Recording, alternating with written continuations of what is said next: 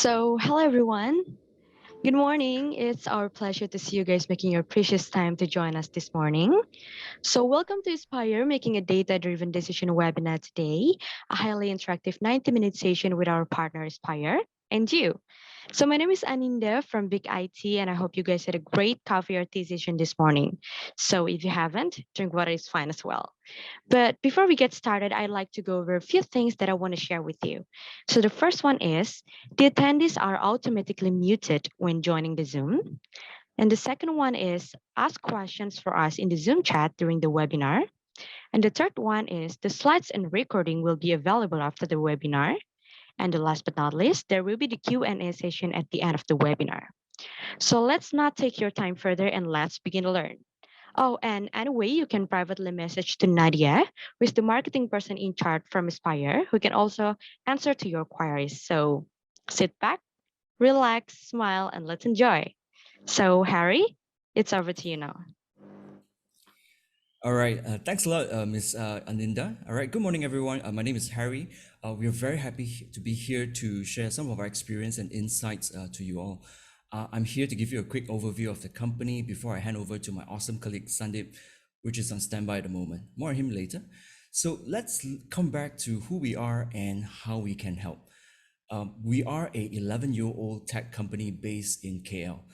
Our HQ is in Singapore, apart from Malaysia. We also have offices in Philippines, India, and the United States. Well, we believe there is no one-size-fits-all solution. This is where we come in. We look at the challenges our clients are facing with advice and tailor-made cost-effective solutions for them depending on their appetite, budget, and timeline. Next slide, please. Okay, while here in AspireNXT, we are a cloud agnostic vendor. Our relationship with AWS goes back a long way. When AWS first introduced here in Malaysia a couple of years back, when cloud is not a thing yet, we have been working with the team very closely here in Malaysia. This slide shows the competencies that we have acquired throughout the years working together with AWS. We are currently the advanced consulting partner tier, and we are very well on our way to the highest tier, hopefully by the end of this year. Also would like to note that we are also coined the Partner of the Year by AWS in the year 2020, which was last year, and for successfully deployed a analytics and machine learning project for Boost, which is the third largest e-wallet company under Axiata here in Malaysia. Next slide, please.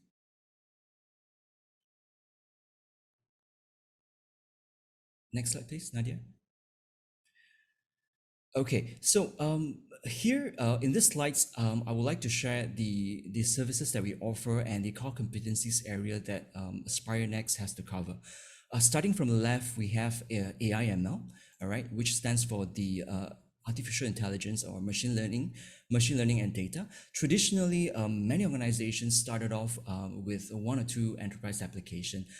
As companies expand and acquire new or other smaller companies, they will soon realize that a lot of their data are basically living in silos or in separate database. Like, you have your SQL database, a structured database in your own SQL, and your unstructured database on your MariaDB or MongoDB.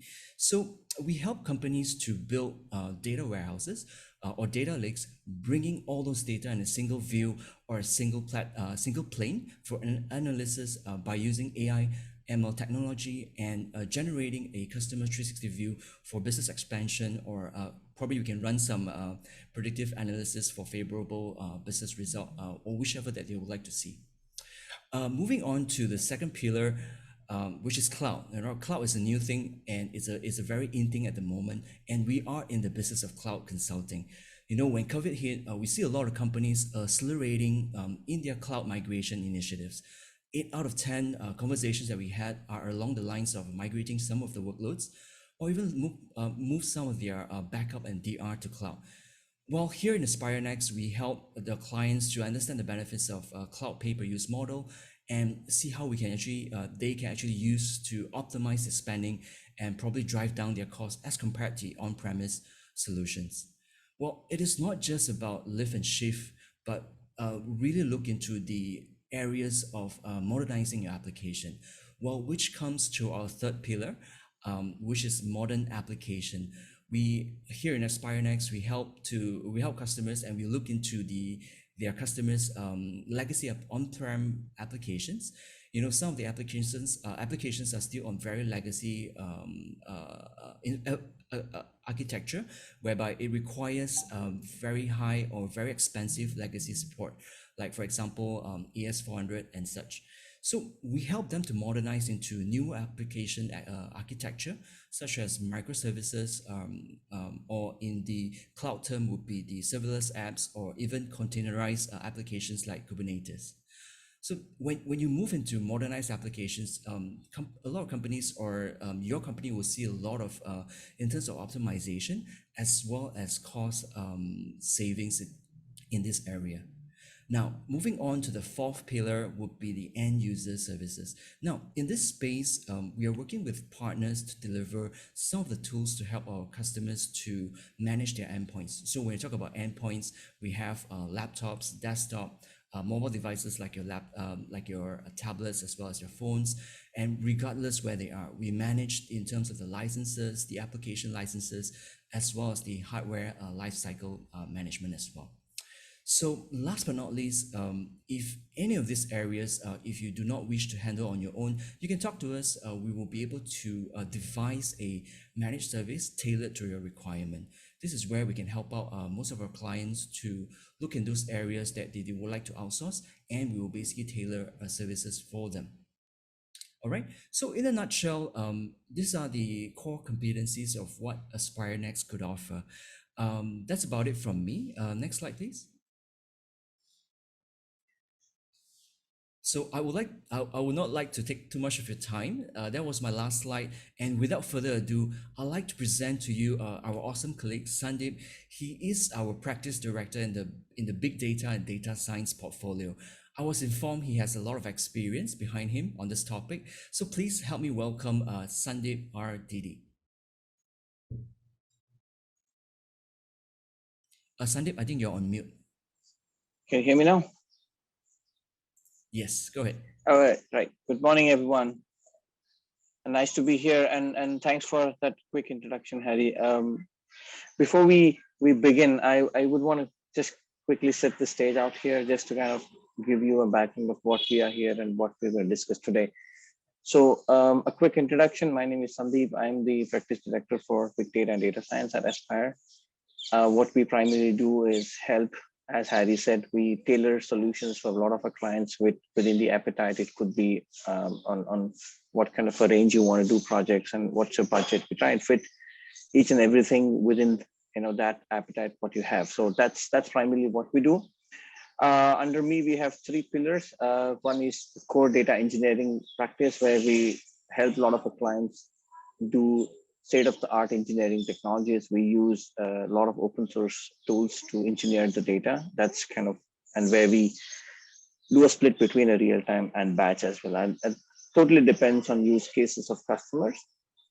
And we also have another pillar, which is primarily focused on R&D on data, where we try and help a lot of our clients get into the really advanced technologies of data lake. It could be data mesh architecture, data lake with a mesh architecture, and so on and so forth, which is more cost-effective solutions and gives you a very good data-driven decisions as well. And then last but not the least, we have one more pillar, which is mostly concentrating on analytics. Again, advanced analytics. When we say advanced analytics, we are not talking only about machine learning or AI, but we go a little low level. We go and do a lot of statistical studies for our clients, where we have done previously. We have helped a lot of our clients do a lot of advanced statistical analysis, because I personally believe that not every use case is a machine learning use case, and not everything is an AI use case. And that's why we help our clients do a more advanced statistical analysis, where we help them drive some decisions out of the data, what they are currently working on. So that's kind of in a nutshell, what we do under the practice, which is big data and data science. As Harry mentioned, as you also saw, we've been awarded as the partner of the year, where we have deployed one of the largest data lake for one of the largest fintechs in Malaysia. And of course, the use case is publicly available. If anyone would want to read on how we developed it, how we deployed it, we are welcome to do that. We'll also share the link with all of you to go through the use case. And primarily what the AVP of the company says, the accuracy of the data, what they were able to query previously and what they're able to do now, that's like, I would say game changing for them to make data driven decisions, right? So I've got a feedback from the client when I met them personally that they are able to query data at 99% accuracy, and that's something gives you an happiness when you actually go and do such fantastic work. And of course, the team here is capable of doing that. So that's in a nutshell what we are as a practice. Now, again, some context setting. If you have any questions, please feel free to put them on Q&A. If you think that typing is going to take time, please let us know. Nadia is going to unmute you if you have any questions. But let's try and keep it interactive. Ask as many questions as you want and as many concerns you have, and let us know. We'll be more than happy to answer them and help you get the solution for that as well. Next slide, Nadia, please. All right, so what you see, again, it's more like you can say a flow chart of what kind of analysis or what kind of projects we do, right? So this is one of the use case which I really wanted to put it up for today's session is predictive maintenance, right? Now, there are several angles to see about this project, right? One is how do we get the data? How do we choose an asset? How do we get historical data? What kind of intervals you have to maintain, and so on and so forth, right? Now, a fantastic use case, very, very cost-effective use case. What they wanted is a very simple, straightforward predictive maintenance, more on analytics. And now, this is, I would say, a little flavor of ML, but I wouldn't say this is like a super state-of-the-art machine learning model. Of course, it does, right? It has a very great model which is running behind the scene, but that's completely black box for the user who is actually seeing the project. Right? So it doesn't really matter for him or her on what he's seeing. Now, a very unique use case. We met this customer. I met this customer face to face, of course, before COVID times. We try and understood their use case. We kind of understood what they want and what's their primary objective to do. Right. So they had a very straightforward ask. They didn't run around the bushes. They just directly said, "This is what we want. We want to make sure we have some preventive measures taken upfront in hand before we go for maintenance." Right. So, what they will achieve from this is make sure they kind of reduce on their high costs on maintenance. Two is they get to know beforehand that there's something is going to go wrong, and of course that's all through an IoT mechanism what they have set up inside, right? Now, the IoT device is coming back to that. So it's a combination of IoT and big data and analytics, right? So it's just not big data analytics, because I wouldn't call an IoT data as a big data, because IoT data are in KBs or MBs. So I cannot say in a larger forum that IoT device will give you big data. But when those KBs and MB get multiplied in millions and billions, that's when it becomes a big data, right? So, and these are in milliseconds, not even in seconds. The data comes in milliseconds, right? So one of our primary objective was to make sure we collect this data in milliseconds in a way which can be given back to the client, which can make some sense, or where the client might make sense out of the data. Now, one of the biggest challenge in any IoT project, I'm sure most of you have done or you intend to do in future, is the format of the data what we get, right? So most of the data what is given out of a device is kind of a semi-structured data, right? It's not even structured, it's not even unstructured. Now, if it's structured, it's fantastic, no problem. But if it's unstructured, there are ways you can convert it to structure and get the hands on the data to make it give more sense out of it. But when it gets into semi-structure, that's when the challenges are, because you don't know the vendor who has installed the IoT device, what kind of low-level programming has he done so that the data which is coming out of the device is something which we can consume, right? Now, we cannot write a single solution which can cater for all IoT devices, because every IoT has its own way of throwing out the data. But that's where we did a lot of, I would say, a preliminary analysis, or I would call it more like a discovery phase, where we understood their IoT devices, we gathered their information, we analyzed whatever tools they have and how the data is coming out. So our first hit was to make sure we kind of optimize the way they're actually collecting the data when we spoke to them, right? So one of the primary requirement to do any machine learning or any analytics is data. We all know that if we don't have data, we cannot do anything, right? So no matter we have the best statisticians, no matter we have the best scientists with us, but if you don't have data, we cannot do anything. So the primary goal was to make sure we get an optimized subset and subsequent data, which is trying to come up from the IoT devices. Now that's the primary requirement. And what we did there is we set up the most cost-effective, something called as a NoSQL environment, right?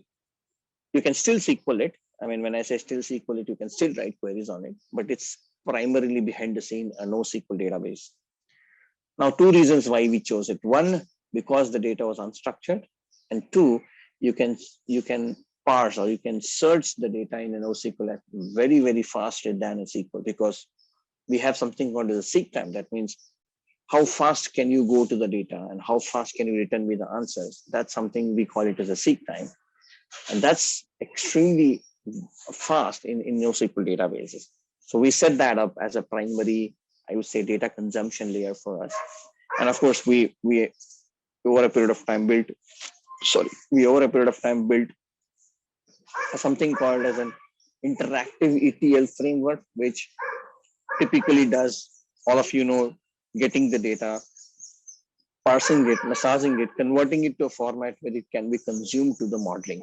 And then we developed something very unique called as a one-click model deployment. So what we did there is essentially we developed something called as a UI-driven machine learning phase, where we gave customers to develop or deploy machine learning at one click. That's a beautiful idea which we came out of with a lot of our AWS services. We combined them, but we black box everything to a customer, and we just gave them a UI where they could just go and select some parameters and just click deploy, and it kind of does all the heavy stuff behind the scene without your intervention or without you seeing what is happening behind the scene.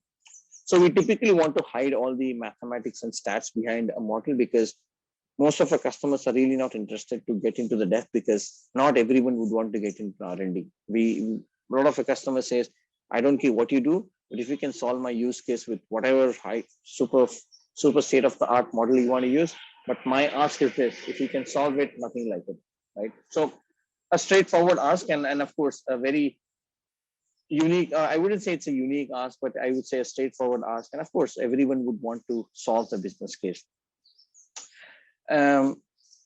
The deployment also comes with something called as monitoring. So you have to monitor your models, because most of the time in this use case, what you're seeing currently on the screen, we have to retrain the model a lot of times. So that's what we call it as ML ops, which most of you might have heard about it.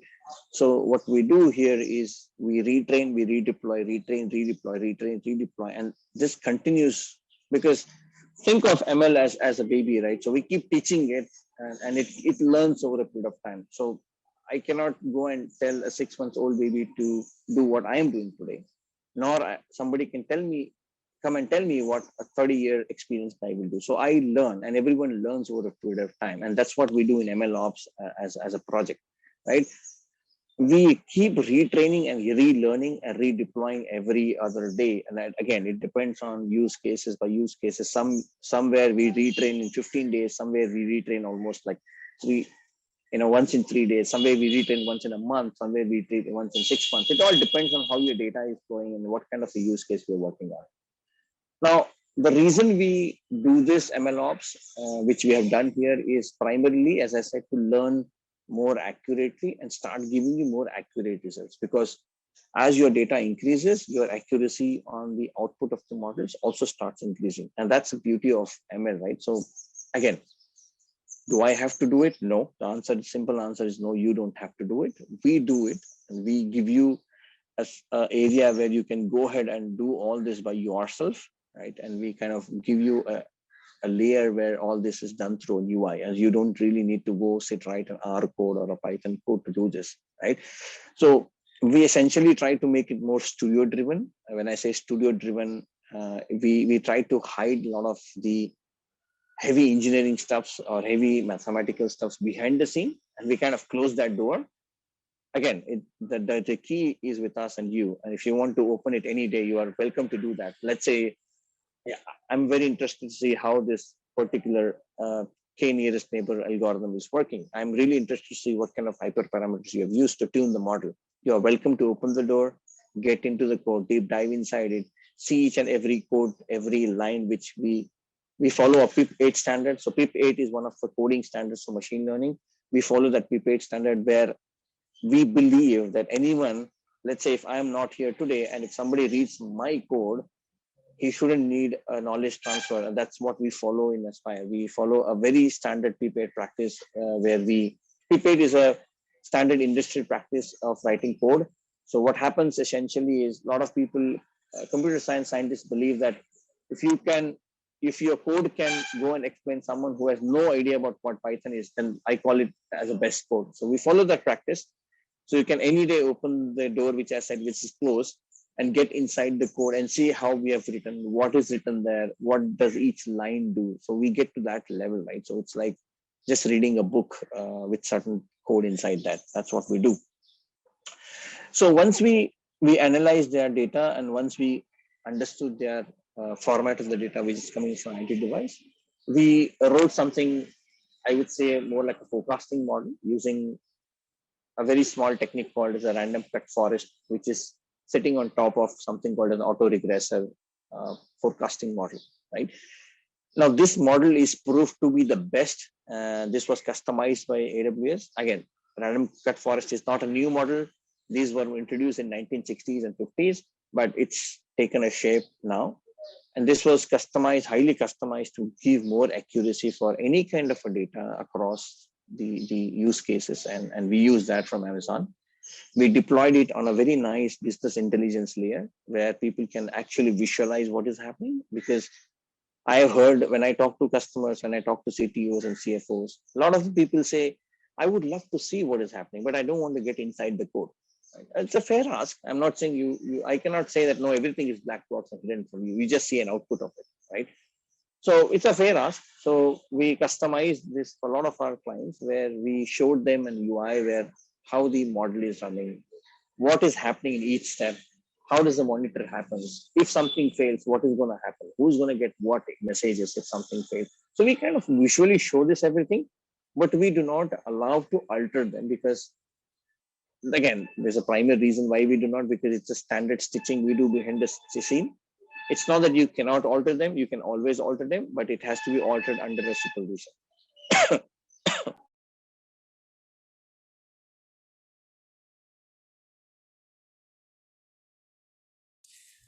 Well, guys, if you guys have any questions, feel free to type your questions in the Q&A chat box, or yeah, over back to you, Yes, Sandeep.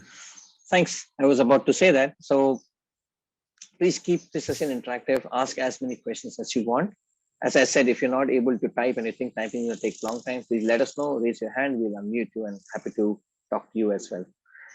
So this is what we did in this specific use case where we helped give them a forecast or an upfront predictive or prescriptive maintenance or preventive measures on the maintenance. Again, there can be a question which can be running your mind. How do you know machines? How do you understand? How do you know that it's going to get into maintenance? Straightforward. We go talk to the field agents who are subject matter experts on that machine. We ask them, okay, when do you think a machine goes into maintenance? So they give us some business points, right? So these people who have been with the machines like their son and daughter, they know each and everything about that particular machine. They say if this particular thing goes on, then it has to go under maintenance. They even detect based on the sound, right? If the machine makes a sound in a different way, they say it's under maintenance. So we took those business points, we went to the field, we took those business points, and all these business points were coming out of from our data, right? Everything, whatever we spoke to the field agent, field production line engineers, who are actually sitting there and manufacturing some stuffs. We spoke to them. We understood how do you detect machine will go down. We took the top 10 points and we compared that with the incoming data which was coming from IT devices, and we found all these 10 points there, not directly but indirectly. And then we wrote a logic on top of that, and we said if, and we set thresholds on everywhere, and if something goes above the threshold, then we kind of forecast or give a preventive measures or send out a notification that this machine might go in maintenance in coming, say, 40 days or 45 days or 1 month or 15 days or 1 week or so on and so forth. Again, it depends on what kind of machines you're working, what kind of things you're working on. A robust model developed, a robust model monitoring platform deployed. Now, probably what we did here is we used the most cost-effective solution, which did not pinch the client, did not pinch us, because of course it's a win-win situation for everyone, right? So we use the best out of the box models built by AWS. We did not reinvent anything. There's no reinvention of wheel in this entire project. We just customize it based on the need. And then, of course, when I say customizations, we were doing a very minute and minor customizations, but we spend more time here setting up their entire platform, getting the data in the right format, giving them more statistical profiling of the data than going directly jumping into a machine learning phase, right? That's what we kind of did in this. Right? So there's a lot to talk, but in the interest of time, we'll move to the next slide. But if you have any questions on this, feel free to put them on the Q&A. As I said, let's try and keep it interactive. If you're not able to type, raise your hand. We'll unmute you. Happy to get on a discussion as well. Next, Nadia, please. All right. So what you see here is another forecasting model which we did. Again, this is a combination of engineering and machine learning. Of course, we all believe that without doing any engineering, we cannot get the data, right? We cannot model it. So that's what I said, right? So to go to a machine and say, hey, can you learn this for me, right? So any machine which has to learn, it needs good amount of data for itself, right? So that's what we have been trying to do. That's what we are trying to help all of the people.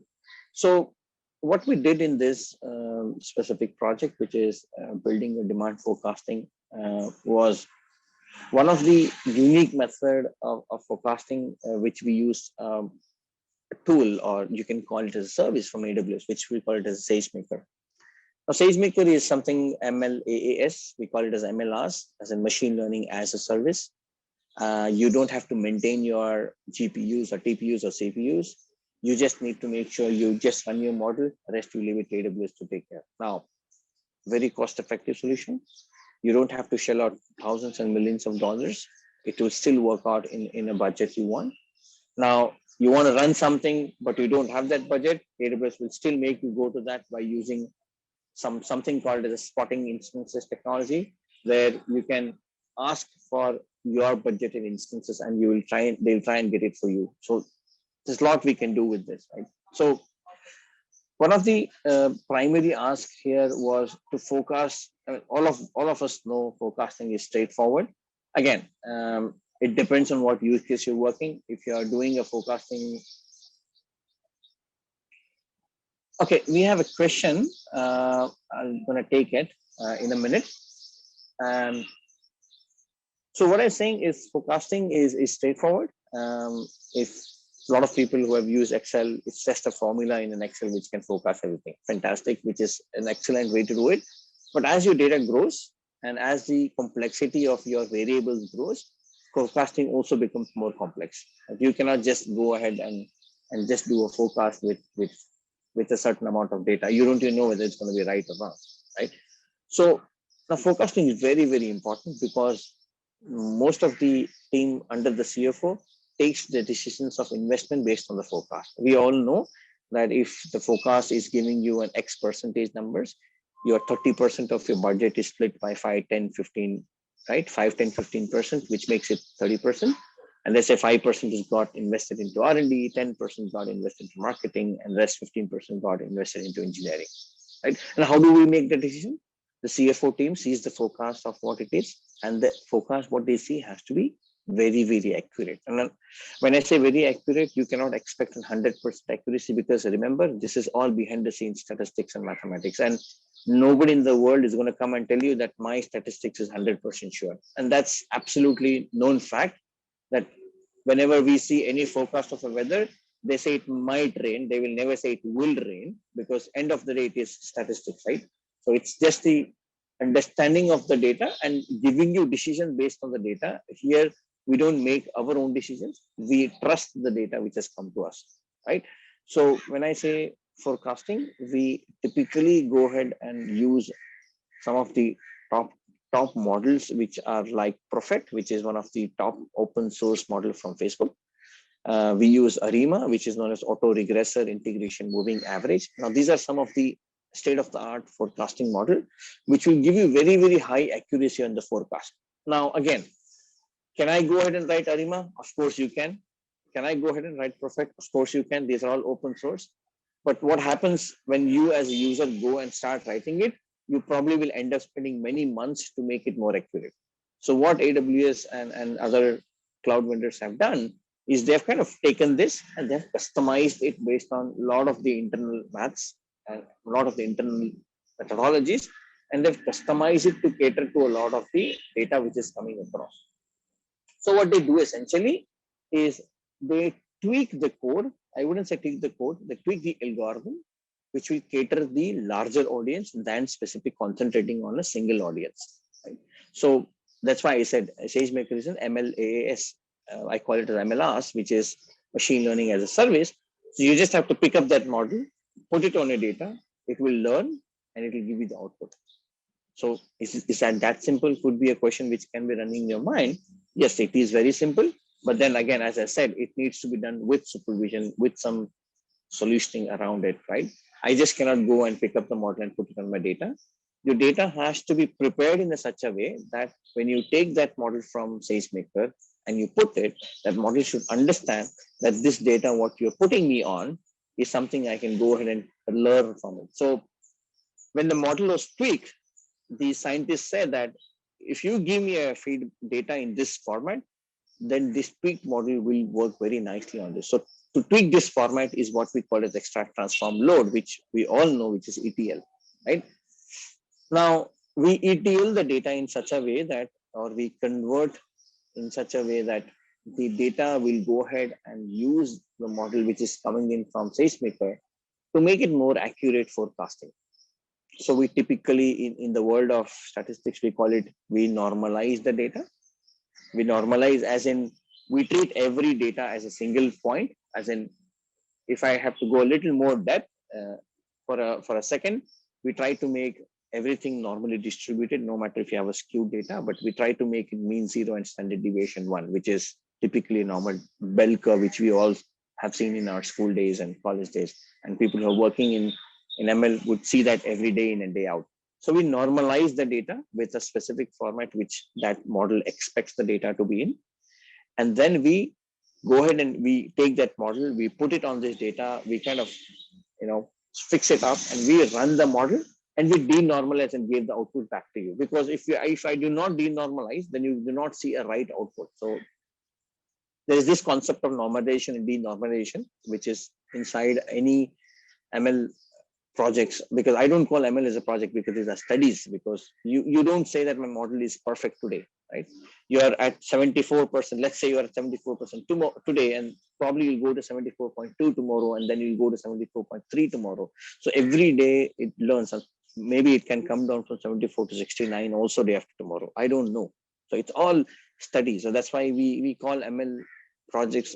I mean, I wouldn't call ML as a project because they're studies, and this is like a long relationship, right? So we just don't come in for 2 weeks, deploy something and give it and go out. No, it doesn't work that way, because there is a lot we do as a regular maintenance. We kind of ask, we kind of handhold your team. We tell them how the study works, what are the things we need to look at. And of course, it has to be a hand in hand. It just cannot be us or just cannot be you. It's always us together and make it more accurate solutions.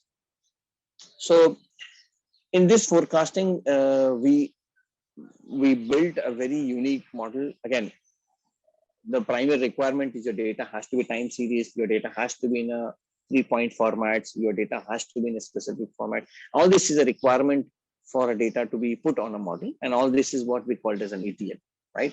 So we understood the demand spikes, we improved their demand sensing, we help them very, very, or help them to get the right forecast on the data, right? Again, whatever forecasting they were doing, we kind of went 50% up than what they were doing, right? Now, again, I'm not quoting an unusual 100% accurate numbers, because I'm being honest, everyone knows, as I said, and I'll repeat again, that this is behind the scene maths and stats, and I cannot ever give you an 100% accuracy, and nobody can give you that. No machine learning model from AWS or Google or Microsoft will tell you that will give you 100% accurate, because it's practically impossible because of the technology and the complex math which is behind the scene. Because a lot of assumptions go behind these building these algorithms, and those assumptions can totally be wrong when you actually start using the model in production, right? Failures tend to happen, but again, we learn from the machine learns from the failure and retrains itself. That's what we call as machine learning operations, MLOps. We virtually at any time of the time, and if you really want to visualize your forecast, we give you a nice area, which I said, which is a business intelligence area, where we do a lot of forecasting, and we show you how forecasting is working through multiple graphs, which you see on the right hand side, right? Now, what you see is a production, I would say, a dashboard snapshot.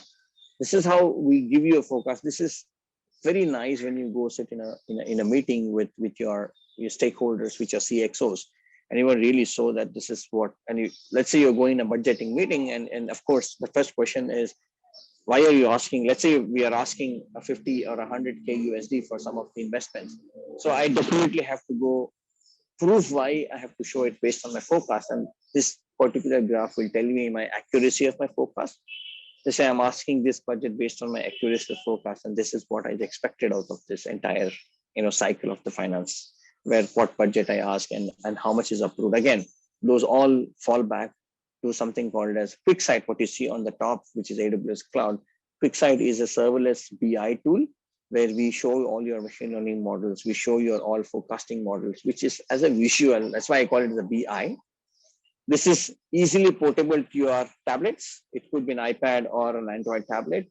We port them, and when we are on the go, you want to go show somebody a forecast, you can quickly port them to an iPad and just show it to them that how the forecast is going to be for next 12 months, 6 months, 5 months, 3 months, 1 month, 1 week, 1 day to 1 hour. So we go to most granular level to give you the forecast.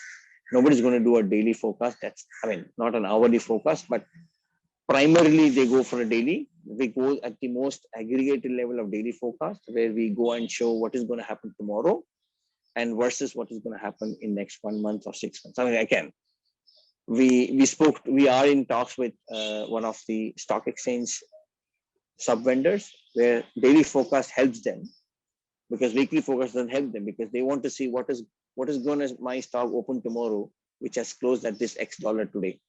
So their daily forecast plays a very, very crucial role, because we do something called as upsell and cross-sell and sell and buy calls based on your threshold for forecast. If the forecast goes above this, we ask a client to buy it or sell it, and it goes below, and we probably ask them to buy it, and that's how we kind of do that. So that's in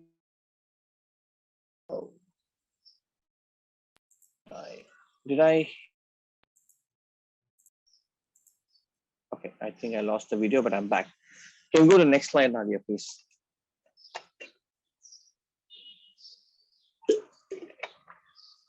I see some questions. I'll take them at the last, if that's okay. But if you want to take it now, just let me know. I'll be happy to answer them.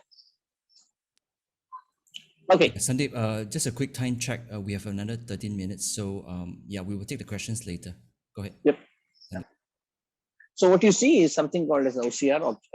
It's I would say state of art or extraction of the data from your images, right? So we do a character recognitions from any image, and what you see on the bottom right is what is a bill where we are extracting the images and we're putting it in a database format.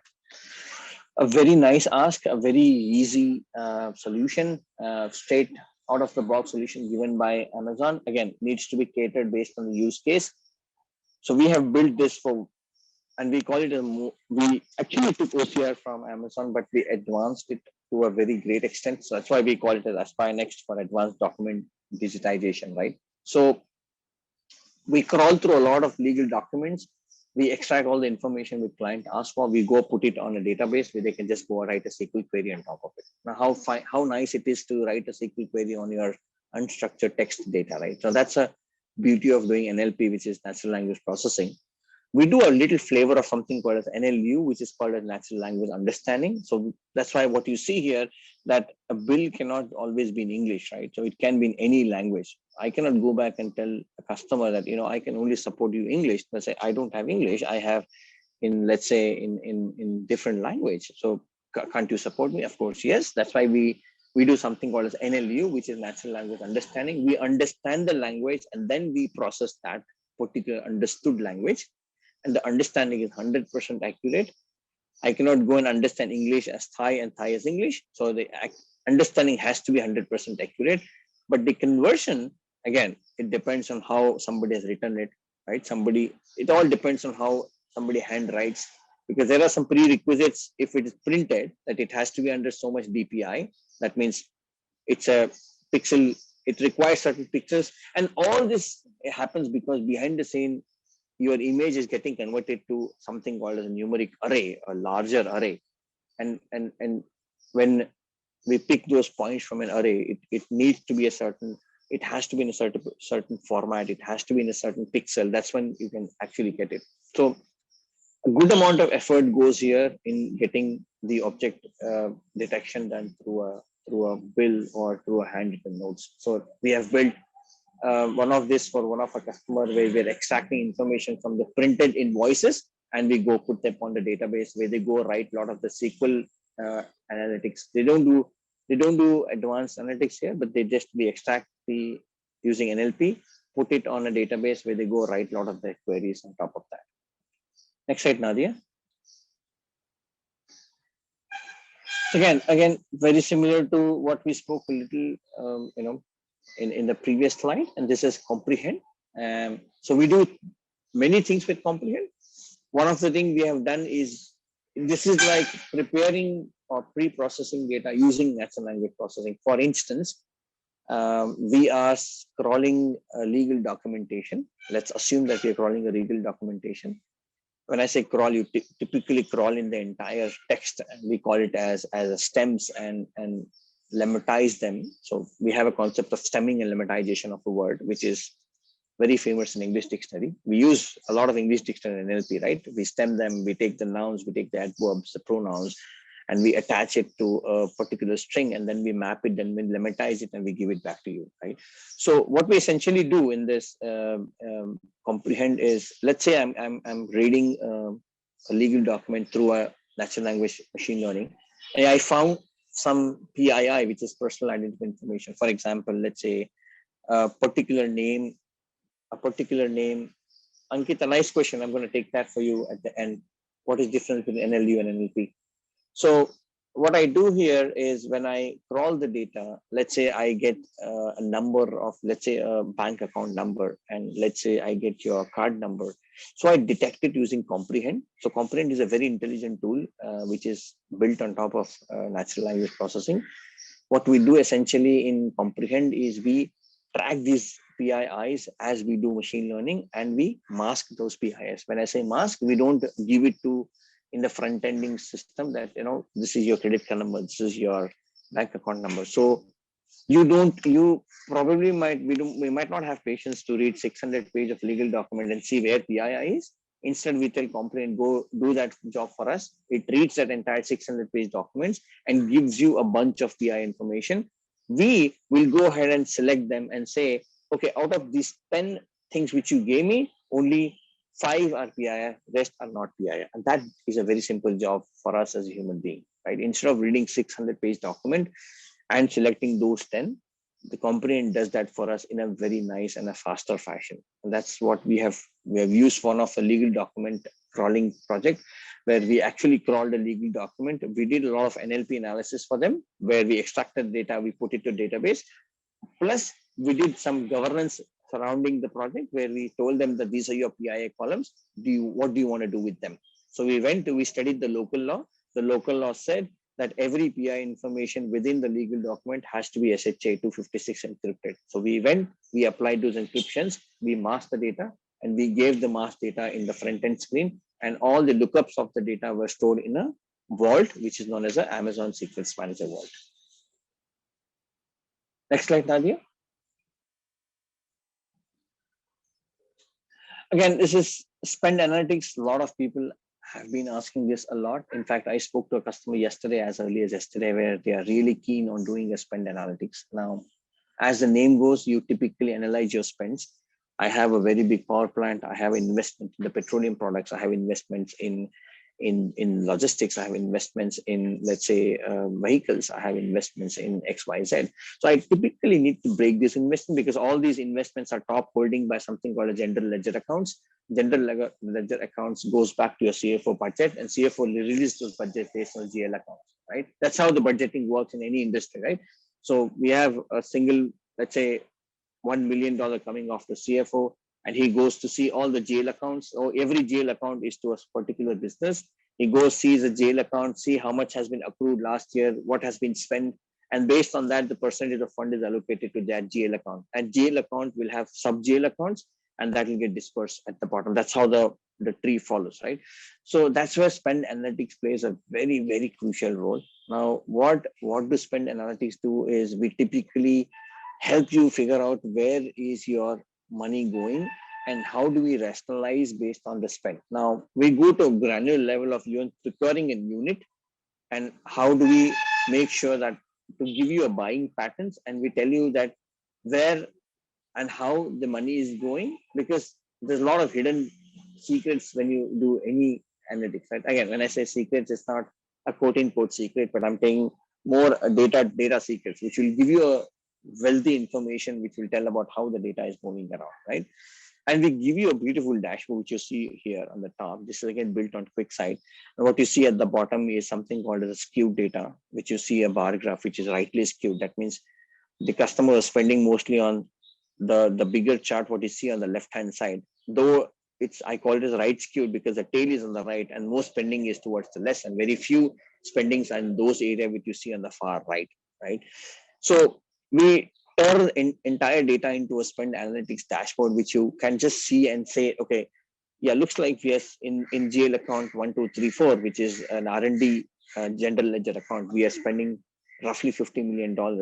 I think that's something we'll have to look at next year, right? So something of these kind of decisions are taken from a CFO, right? And that helps you actually give you a very holistic view of your entire spend patterns, where have been investing, how the investments are going, how do I make sure I control the investment. Let's say I take 5% from here, put 10% here, I accrue 16% from here, put 2% here and 8% somewhere and 6% somewhere. So all that, people who are from SAP background will be able to understand what I'm talking about.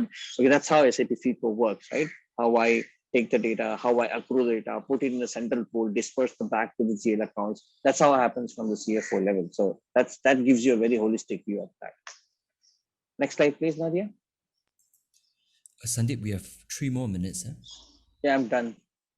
This is my last slide. So sentiment analysis is, all of us know, we all talk, we have all seen a lot of papers, a lot of things around this across the globe.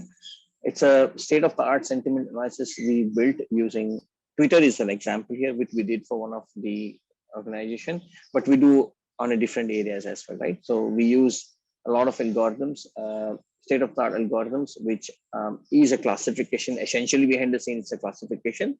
We classify your text into a negative or a positive or a neutral, right? So we use a lot of threads here. We use something called as stems, and we use lemmatizes of the dictionary of an English, and we try to score each of your word, and we say if the score is above this threshold, we treat them as a negative. If the score is below, we treat it as a positive, and if the score is here, then we treat it as a neutral. So we put those thresholds and we do sentiment analysis. The beauty of that, we give you a display chart of that, what you see here, right? How many tweets were there, or how many talks or how many chats were there, how much of those chats or tweets or asks were positive, negative, how much were neutral. This is extensively used in a CRM system where a lot of people call and a lot of feedback is given on the chat, right? On a text box where you send a feedback form to a customer and say any comments, they write a lot of comments. So we extract that comments and say if that customer gave you a positive comment or a negative comment. So that's what essentially we have done in the sentiment analysis part. So that typically covers what we have to do. Again, all of this is setting on top of your data engineering, which is big data engineering, using stream and batch processing and many other technologies end of the day, because you have to convert your data to get all this, right? So that all this is sitting on top of engineering, which I said is a first and a core pillar where we engineer your data so that you can make such data-driven decisions. So that's what I wanted to talk about, and that's kind of that ends my slide. I have two more slides, but they are more from engineering, which probably I have already covered in my previous talks as well. So let's go to questions, Okay. Harry. Right. Thanks a lot, Sandeep.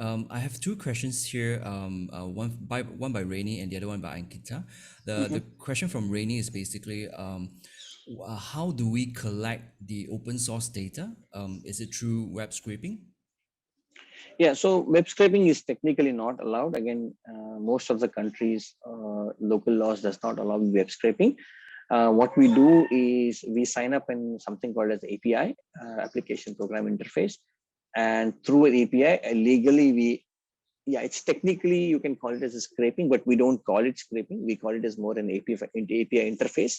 So we have something called as an interface agreement signed between two parties, and then we take the data from there. For example, if I want to scrape the data from Twitter, let's assume that I want to take Twitter data. So I will sign an API deal with Twitter by giving all the information, and they will give me an API agreement back, which happens in 2 to 3 days, and they'll give me 2 keys from which I start taking the data. This is how I do. You can still do scraping, but a lot of the country laws does not allow you to scrape the data from websites. Right. Thanks a lot for the explanation, Sandeep. Next question would be, what would be the difference between NLP and NLU? Good question, Ankita. So NLP is more processing the text as is. For example, if I say, hi, how are you? So there are many ways you can write, hi, how are you, right? So I just say, hi, H, are you? Somebody writes, hi, HOWAR, then YOU. So all of these means the same, right? But this is what NLU is. You understand that everything is same. And when I process it at, hi, how are you? That's a very layman of explaining what the difference between NLP and NLU are. So we also understand the patterns of language in NLU and then use NLP to treat them. So we typically, that's why we call it natural language understanding. We understand the language, we understand the nouns and pronouns, and then we treat that sentence as this could be what a customer said. I'm not sure. That's what machine says. Possibly this is what he meant to say, but I don't know. We'll have to see based on how many such sentences come in future. So that's a very high level difference between NLP and NLU. Right. We'll take one more question from the Q&A. How accurate is the sentiment analysis? Yeah, nice question. But again, it totally depends. I'm not giving a contradictory answer here, but the accuracies are pretty good, again, based on how your data feeds are, because everything depends on a data feed. We have seen great accuracy. We have seen up till 88, 89. In some cases, we have gone up to 91% accuracy. Again, the data was straightforward. We have also seen accuracy at 60, 63% or 67%. So it totally depends on how your data feeds are and what kind of data you're getting, but expect it to be anywhere between 67 to 73% accurate. Right. Thanks a lot, Sandeep, for the quick answer. Okay, I think we have reached the end of the presentation. So if you have any more questions, please feel free to reach out to us. So Aninda, over back to you. Thanks a lot, Sandeep, for Thank the you. presentation. Have a good day and nice meeting all of you. Take care. Bye-bye.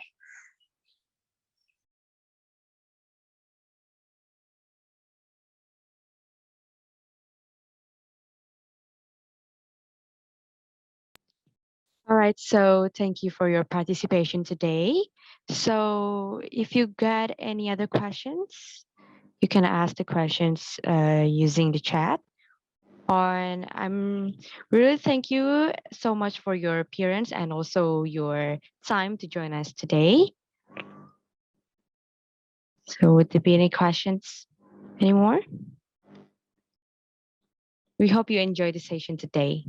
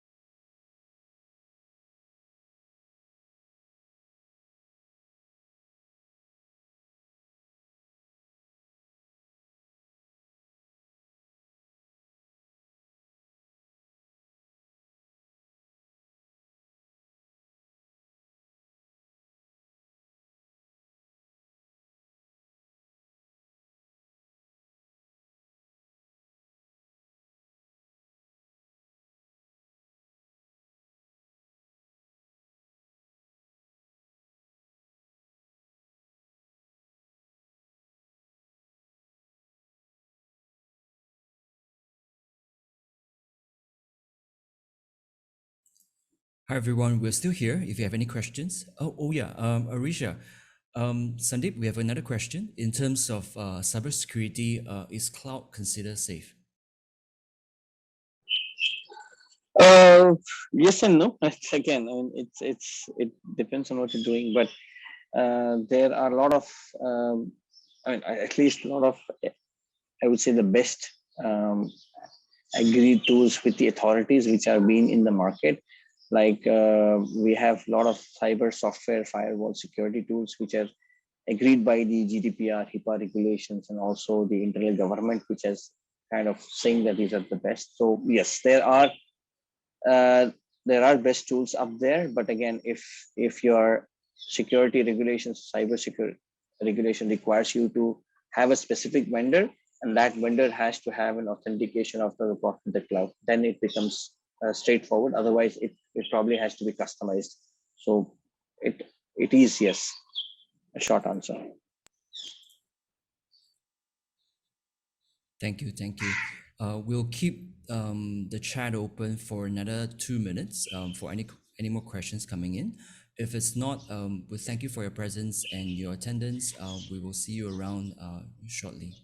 Thank you. Right. Thank you so much. I'll stay here for another 2-3 minutes. If any questions, happy to take them.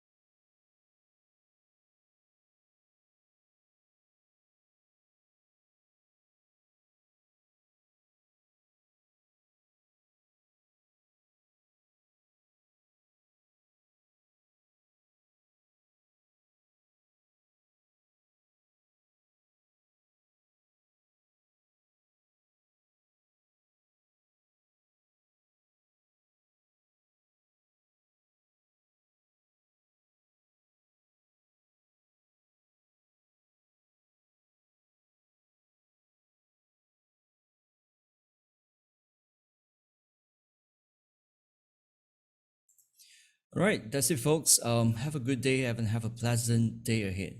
See ya. Take care. Bye bye.